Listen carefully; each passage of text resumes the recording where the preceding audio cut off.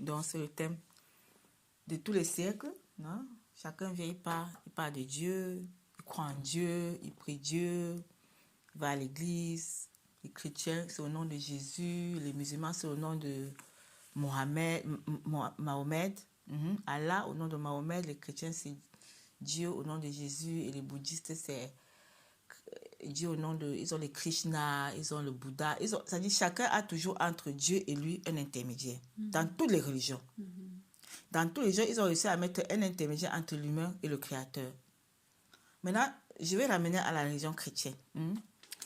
Quand on dit Jésus, le nom là, en fait, le nom Jésus n'existait pas avant les années 1700 quelque chose. En fait, je ne sais plus 1700 combien. En tout cas, parce que la lettre J a commencé à exister dans l'alphabet anglais après les 1700 quelque chose. 1700, c'est 1776. Je ne sais plus très bien. En tout cas, c'est 1700. Donc, disons après 1700. Avant ça, la parole existait. La Bible existait. Comment il s'appelait? N'est-ce pas? Maintenant, les discussions dans beaucoup dans la société, surtout dans les familles, c'est toujours au niveau de ce nom, Jésus.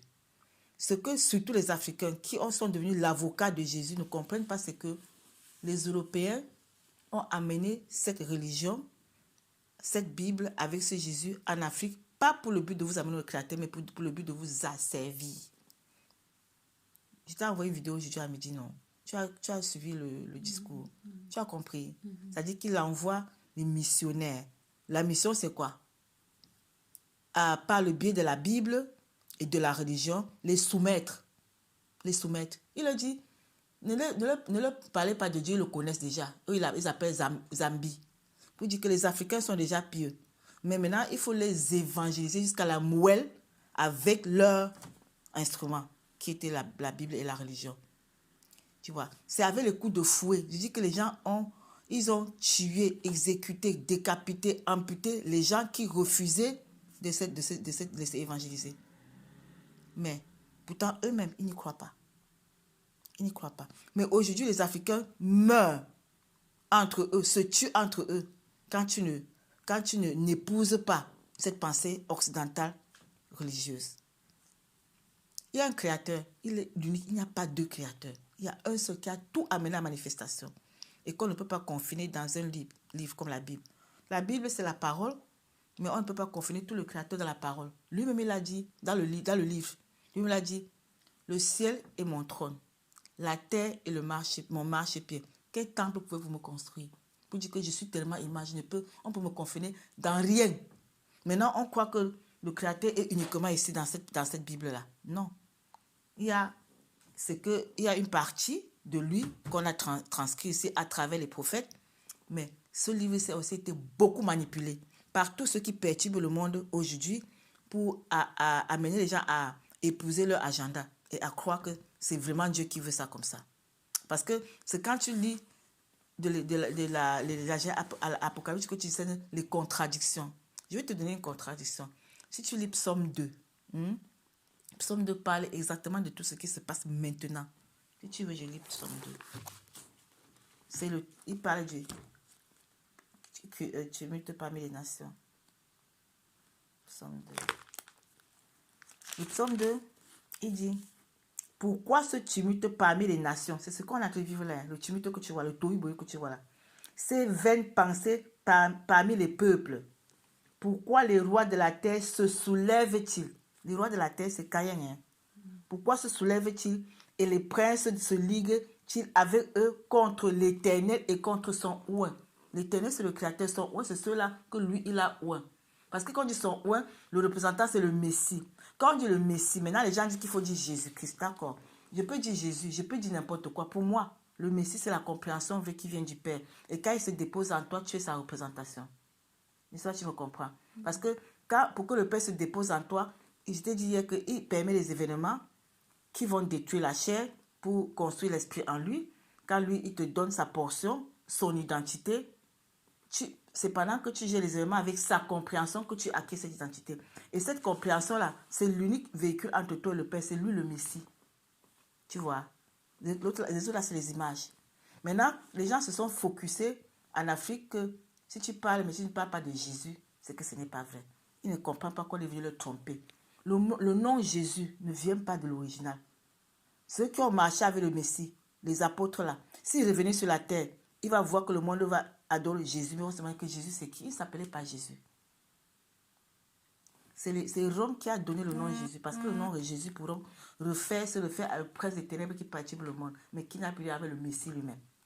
Eux au Vatican, ils savaient que le nom Jésus se refait au Père. Même lui, même si tu vois, il faut taper sur les vidéos, le pape qui dit que Jésus c'est Lucifer. Pour eux, c'est ça. Et ils ont fait adorer ce nom au monde, sachant que ça ne le fait pas au vrai. C'est pas, tu me comprends. Donc, ceux qui défendent le nom, qui sont fixés sur le nom, ils n'ont pas saisi le message. Par contre, quand on parle du Messie, c'est des vertus et des caractéristiques qui doivent s'exprimer. Quand je dis que je parle du Messie et puis je veux être sa fonction visible, il faudra que ça se répète, que ce que je représente soit aussi ce que le Messie a représenté. Tu vois, ça dit que je ne peux pas aller à l'église, chanter Jésus et en même temps, je guette le téléphone de l'autre qui est à côté de moi parce que ça, s'il ne fait pas attention, je vais voler. Tu parles maintenant de quel Messie? Celui qui a dit, tu ne voleras point. En même temps, peut-être que les trucs qui se passent dans nos familles, là, des conflits à cause de l'argent et tout ça. Mais les mêmes personnes vont aller dans les églises chanter Jésus, non?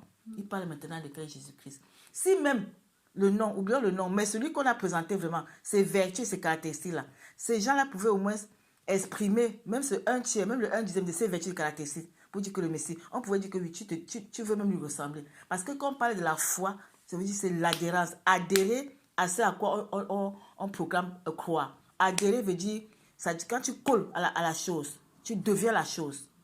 Tu vois, si je dis que j'adhère au Messie, j'adhère à cette compréhension, je deviens cette compréhension. Donc, ça devait s'exprimer dans mes vertus et mes caractéristiques. Par contre, si je proclame le Messie, je proclame Jésus-Christ, mais dans mes vertus, on retrouve encore le vol, l'hypocrisie, la cupidité, les jalousies, les concurrences, tous les fruits de la chair là, qui ne sont que Satan. Mais mon Dieu, c'est Satan. Parce que quand chacun parle de Dieu, le Dieu dont il parle, ce n'est que la représentation de ce que lui, il est. Tu vois. Les gens vont dire, chacun va dire Dieu, les musulmans vont dire Allah.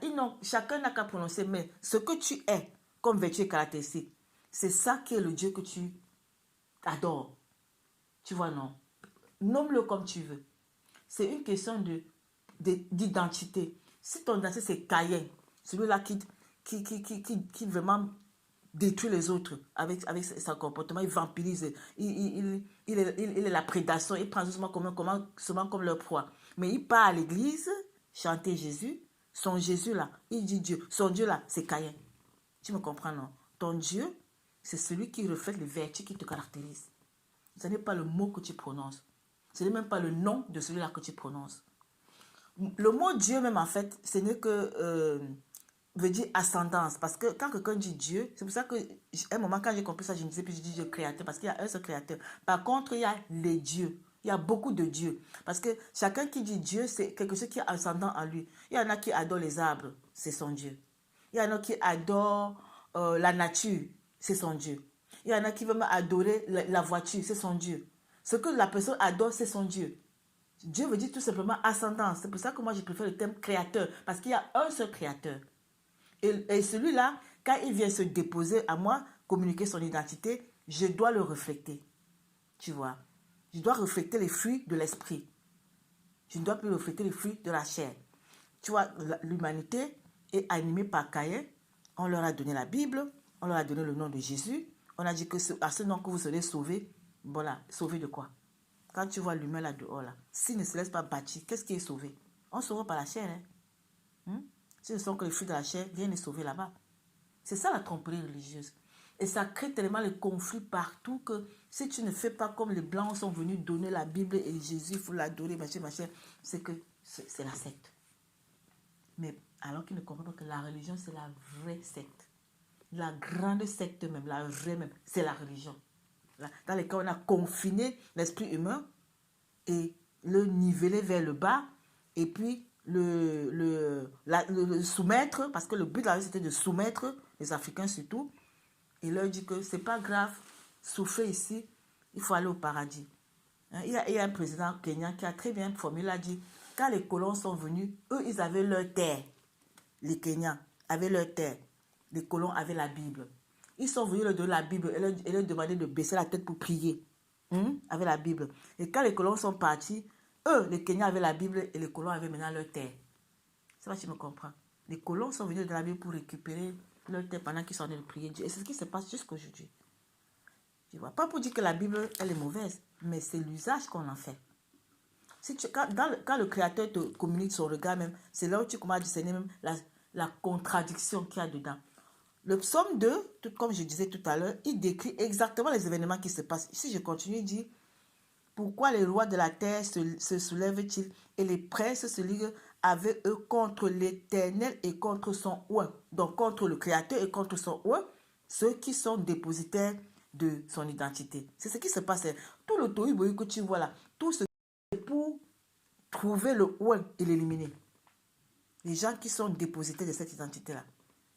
Le Créateur dit, mais brisons leurs liens.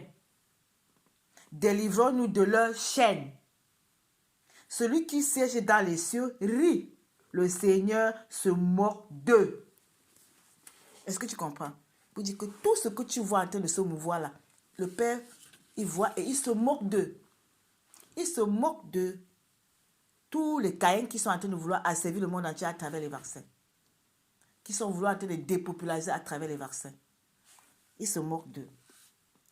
Et il dit, j'ai publié un décret. Non, il dit, celui qui cherche se moque d'eux. Puis il leur parle dans sa colère et les éprouve dans sa fureur. C'est moi qui ai mon roi sur Sion, ma montagne élevée. Tu dois considérer le roi sur Sion, montagne élevée, comme le oint, donc celui qui est dépositaire de l'identité créatrice. Et à un moment, il dit maintenant à ces oints-là, hein, ces gens-là, parce que celui-là qui est dépositaire, il n'a pas peur, il ne devait même pas avoir peur. Parce que le Père lui dit, demain, tu publieras le décret. L'Éternel m'a dit, tu es mon fils, je t'ai engendré aujourd'hui. Demande-moi et je te donnerai les nations pour héritage. Demande-moi, nous, on doit demander au Père qu'il nous donne les nations pour héritage. Mais imagine que ceux-là veulent nous enlever tout, même les propriétés privées, comme un appartement qu'on n'a plus le droit d'avoir. Mais le Père dit, demande-moi de les nations tout entières. Ça veut dire que le Père se moque d'eux parce qu'ils vont échouer. Tu comprends? Voilà. Et il dit, tu briseras avec, il donne l'ordre de c'est nous qui briserons leurs vases et tout le reste. En fait, c'est pour dire que voici, en fait, pour moi, ce qui se passe maintenant. Mais là, dans le Père nous donne le pouvoir de briser, de demander, il se rit d'eux. Maintenant, quand tu vas à Apocalypse, ça doit être 17 ou 18, en tout cas, il y a Apocalypse là où maintenant on décrit la marque de la bête. Tu ne peux ni acheter ni vendre si tu ne reçois pas la marque ni au front ou au même. Tu connais le passage, non? Ce passage-là est contradictoire. C'est pas contradictoire avec le psaume 2. C'est comment tu m'écoutes même. C'est contradictoire. Voilà. Maintenant, tu crois que c'est le Créateur contradictoire. C'est pour te dire que à quel point la Bible est corrompue. Il y a beaucoup de vérité dedans. Quand tu regardes, tu discernes la contradiction et tu comprends qu'il y a eu une pollution, une corruption qui a été faite exprès pour diriger les comportements et diriger les idées. Pour amener les humains à épouser l'idée que oui, on doit recevoir la marque de la bête. Tu comprends? Pourtant, la psaume 2, il a dit, il se rit d'eux. Mais maintenant, si tu passes seulement à l'église, les pasteurs vont vous amener toujours que bientôt l'enlèvement, la marque de la bête. Et tu vois, non. Parce que ceux qui ont manipulé la Bible, c'était pour vraiment canaliser les humains, programmer d'accepter tout ça. Alors que le Père dit ici, brisez leurs liens, brisez un chaîne. Demandez-moi, je vous donnerai les nations tout entières. Il parle du tohu-bohu, c'est ce qui se passe là. Quand on est dans la passivité de dire, il faut seulement prononcer non, on est sauvé. On ne peut pas comprendre ce qui se passe dans la Bible. Pourtant, il s'adresse à nous. Nous là maintenant. Ça, tu me comprends? Voilà. Donc, c'était pour te faire comprendre que la notion de Dieu là, qui divise, parce que les guerres ont été faites à cause de la religion de Dieu. Ils disent Dieu. Les guerres, les gens se sont tués parce que l'un croit à ce que l'autre ne veut pas croire. Parce que les uns ont voulu obliger les autres à croire. Le Rome que tu vois là a fait les guerres les plus sanglantes depuis la nuit des temps pour soumettre ceux qui ne voulaient pas être chrétiens au christianisme. Mais même pas vraiment, ça dit que leur version du christianisme qui est pervertie. Parce que Rome adore Satan. Rome, c'est le sanctuaire même de Satan. Eux-mêmes, ils disent que leur Dieu, c'est Lucifer, que Jésus, c'est le fils de Satan. C'est Lucifer. Mais le Jésus qu'ils ont donné aux humains, hein, parce que le Messie lui-même, c'est pas de lui qui parle. Tu vois, non? Donc, le Jésus, là, c'est vraiment Rome qui a donné ce nom. Et sachant que ça ne réfère pas au Messie. Sachant que tout le monde adore ce nom, ils adorent vraiment le prince des ténèbres. Et c'est pour ça que ils font appel au prince des ténèbres sur la terre. Tu vois tout ce que tu vois là aujourd'hui. Chacun est né qu'une petite portion de Caïn. C'est le résultat de toute cette adoration. Je ne sais pas si tu me comprends. Je te dis alors que si c'était le vrai Messie qui s'exprimait, même dans ces assemblées-là, on aurait un autre monde. On aurait un monde plein de joie, de paix, d'amour, de justice, d'équité, de fidélité. C'est ça les vertus, non? Mais tu vois quoi aujourd'hui? C'est vraiment les ténèbres qui s'expriment partout. Donc les gens ne veulent même pas ouvrir leur petit esprit, analyser au moins le microcosmos, ton petit entourage là. Parce que moi, c'est mon microcosmos qui m'a enseigné. Le petit entourage qui entoure chacun là, quand tu commences à analyser, tu dis, mais on parle de quoi? L'humain, ce qui le caractérise, révèle le Dieu dont il parle. Le Dieu qui prie, il peut prononcer n'importe quel nom, c'est égal. Si c'est le Créateur, le vrai, si c'est son Messie, la compréhension vraie qui te régit, ça va s'exprimer. Si c'est aussi l'autre qui s'exprime, qui s'est bâti en toi, Caïn, Satan, que tu appelles même Jésus, ça s'exprime dans ce que tu es. Ça s'exprime dans ton caractère, parce que c'est une question d'identité. Tout est identitaire. Ou tu as l'identité de l'univers, du cosmos, de Satan, ou tu as l'identité du Créateur qui est au-dessus. Et ça fait couler le sang, ça fait couler les sueurs, ça fait baver. Chacun va crier, chacun va défendre. Dans même cette Bible, c'est écrit que le Messie est notre avocat auprès du Père, non? Pourquoi est-ce que les chrétiens, là, sont devenus l'avocat de Jésus? Ce n'est plus le Jésus qui est l'avocat.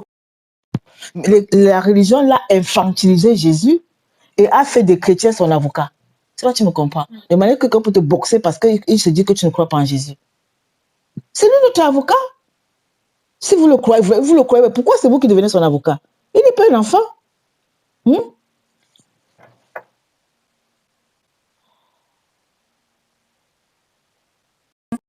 Donc, c'est ça qu'il faut saisir. Et si les humains pouvaient comprendre maintenant que entre lui et le Créateur, là, il n'y a que sa compréhension qui te confère pour que tu puisses gérer les événements qu'il permet dans ton existence pour se bâtir en toi, pour te conférer une partie de lui, son identité, son intelligence, sa force, sa connaissance, son discernement, sa joie, sa paix, sa douceur, sa tempérance, sa fidélité. On y serait. On y serait. On ne disputerait même plus. Tu me comprends, non? C'est ça. Et là, on peut parler véritablement de communauté, de famille. Parce que ce que les gens appellent famille aujourd'hui, là, il n'y a rien. Chacun là-dedans, il n'y a rien. Ce qu'on appelle famille, là, c'est ceux-là qui se seraient bâtis dans la même identité créatrice. Ça, c'est une famille. Parce que vous n'aurez rien à discuter. Tu vois. Vous aurez à partager parce que vous êtes déjà dans la même fréquence vibratoire, mais vous n'aurez pas à vous disputer pour prouver quoi que ce soit à quelqu'un, puisque vous comprenez. Mais regarde comment le monde fonctionne, chacun va avoir raison. Et celui qui a raison n'a pas raison sur l'autre, celui qui a raison sur l'autre, il se dit qu'il est son Dieu, celui qui n'a pas... Le Créateur n'est pas dans la concurrence. Le Créateur communique son identité, ceux qui la reçoivent vont se communiquer ça avec harmonie, tu vois, et sinon c'est la guerre. Donc, quand je dis que les gens parlent de Dieu, de Jésus, et quoi que si on n'a pas dit Jésus-Christ, c'est qu'on n'est pas vraiment pieux chrétien, je me demande bien, si vous êtes vraiment si pieux chrétien, vous avez fait appel à quoi depuis là, dans le monde? À quelle énergie qui régit même le microcosmos de chacun, donc l'environnement le plus proche de chacun? Regarde les familles. Pourquoi les familles sont déchirées? C'est toujours autour de la matière, non? C'est toujours autour de la matière. Même hors des familles. Si tu vois les conflits quelque part, c'est toujours autour de la matière. Qui régit la matière? C'est Satan. Ça veut dire que l'humain est régi par Satan. Par contre, s'il sort de cette bas astral, ces énergies de basse vibration, avec la compréhension que le Père lui confère pour l'amener dans la sphère créative du Père, la matière ne peut plus constituer un objet de division ou de dispute. Jamais. Parce qu'on va comprendre sa fonction. Et chacun fera l'usage qu'on a précédent pas. Mais est-ce que tu vois que c'est ce qui se passe dans le monde? Qu'est-ce qui se passe dans le monde? C'est la guerre. C'est la guerre à toutes les dimensions. Même au petit niveau familial, même si c'est seulement 3 personnes qui sont dans la famille, tu vas voir qu'il y aura la guerre. Est-ce que tu comprends? Moi, je sais, même avec mes patients, j'apprends beaucoup. Parce que comme les patients parlent beaucoup aux médecins, ça dit qu'ils se confient beaucoup. Et c'est là où tu comprends que c'est universel. C'est dans tous les ethnies. Que tu sois turc, que tu sois... Moi, je vis les patients, tout, je dis que quand tu les écoutes, c'est le même conflit partout, toujours autour de la matière. Ça veut dire que l'humanité porte la même identité, mais qui n'est pas l'identité créatrice. Maintenant, mais toute l'humanité prie un Dieu sous un nom quelconque, non? Derrière ce Dieu-là, c'est la même identité qui s'exprime au pluriel, dans Allah, dans Bouddha, dans Jésus. C'est la même identité qui s'exprime. Tant que les humains ne vont pas vraiment dans la vraie identité créatrice, pour que ça se reflète maintenant dans leur vertu et caractéristiques, pendant qu'ils sont sur la terre, on se ment à soi-même. Donc le mot Dieu là, c'est très complexe. Moi, je dis, le créateur, il est unique, il est un. Il est là, il est justement disposé, vous me bâtir. Avec sa compréhension, tu vas aller en lui. Tu vois, entre toi et lui, il n'y a que cette compréhension. Appelez-le Messie, appelez-le Jésus, appelez-le Allah. Pourvu que c'est la vraie compréhension qui va se bâtir. Là, ce sera visible. On ne verra plus les conflits autour de la matière. Les gens n'auront plus besoin d'escroquer, de détourner les fonds publics, de détourner l'argent de quelqu'un. Ils n'auront plus besoin de courir seulement parce qu'il faut qu'on le voie. Ça, c'est l'identité de Satan qui s'exprime comme ça. C'est ça. Ok. Effectivement, ce que tu viens de me dire, ça bafoue un peu tout. Mais oui, Jésus. mais oui. Prononce, dis Jésus comme tu veux. Si à ce moment-là, c'est l'identité créative qui s'exprime, oui, c'est lui. Tu vois. Parce que les gens croient que le nom Jésus suffit. On a dit que dès que tu prononces le nom Jésus, là, ça suffit. Tout genou fléchit. D'accord. Depuis que le monde entier le fait là, le monde chrétien, qu'est-ce qui s'exprime? Ce qui se passe dans les milieux pentecôtistes, là, les églises de réveil, quand on dit démon sort, ça c'est Satan qui fatigue les gens comme ça. Hein. Pourquoi est-ce que chaque dimanche, c'est les mêmes personnes qui tombent? Non, dis-moi la vérité. Si tu étais allé là-bas, tu allais tomber. Quand on a dit que c'est sorti, le lendemain, tu allais encore parce que ça continue à faire mal, non? Le Messie, qu'est-ce qu'il a dit au paralytique? Lève-toi et marche. Et il s'est levé, il a marché, non? Il a dit, il s'est agenouillé pour dire que Père, pardon, délivre-le au nom de Jésus. Parce que pourquoi le Messie pouvait le faire? Parce que le Créateur était bâti en lui, pleinement. C'est pour ça qu'il a dit, celui qui m'a vu a vu le Père. Il était bâti en lui. Il pouvait, avec cette autorité, donner l'ordre à l'esprit qui est inférieur à lui de sortir. Qu'est-ce que j'ai fait avec toi ici? Est-ce que j'étais dit que je vais prier au Jésus d'abord, et dire Alléluia, Amen, avant que ça ne se passe? J'ai dit démon sort. C'est la même autorité. Hein. Quand le Père se bâtit à toi, il te donne l'autorité, il te donne le pouvoir. Tu vois. Moi, quand j'ai discerné que ça, je dois aller à la fréquence supérieure, immédiatement, je l'ai fait. Et j'ai dit, tu n'auras plus jamais me revoir, tu vas manger tout. Je ne fais plus qu'une instruction. L'autorité a parlé à l'autre, qui est plus inférieur que celui qui lui parle. Il est obligé d'obéir. C'est tout, hein? C'est exactement comme ça que l'identité s'exprime. Ce n'est pas dans les cérémonies.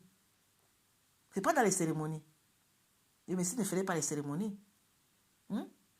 Voilà. C'est comme ça que tu dois comprendre comment le Père fonctionne. Donc, celui qui croit que, parce que on n'a pas dit Jésus, Alléluia, Amen, non, ce n'est pas vrai. Il ne savent pas d'où vient le nom Jésus. Ils ne savent pas d'où vient même la religion, que lui, il croit que c'est ça la vérité. La religion, elle est une invention humaine pour confiner l'esprit humain et le maintenir dans une soumission permanente et éternelle. C'est ça le but de la religion. Et puis pour dépouiller, ils ont mis les versets là-bas pour vous dépouiller. Les gens dépensent tout leur argent dans les églises, les assemblées, les pasteurs bonbons. Vatican, là, avec ses milliards de fidèles, tout l'or du monde est là-bas. Mais quand il vient, il vous dit quoi? Prier pour les pauvres. Mais il est assis sur l'or. Et il prend l'or là-haut, des pauvres. Tu ne vois pas que ça ne va pas, non? Ce n'est pas une contradiction en soi. Il est assis sur l'or. On dit que l'or qui est au Vatican, il y a des tunnels. Des tunnels. L'or là peut nourrir tout le monde entier des décennies. Sans que personne ne bouge encore pour dire qu'il va travailler. Ils ont pris ça où? Des pauvres. De tous les pays pauvres. Ils ont ramassé, ils passent s'asseoir dessus. Ils s'assoient, disent que priez pour les pauvres. Tout est mensonge. On nous a trompé en tout. Je te dis que va au Créateur. Le Père va commencer à te donner son regard. Il va t'amener à toi faire les recherches. Et tu vas commencer à comprendre le mensonge dans lequel on nous a programmé. Et qui crée le conflit là où ça ne devait même pas être. Si c'était vrai. Tu vois. Donc,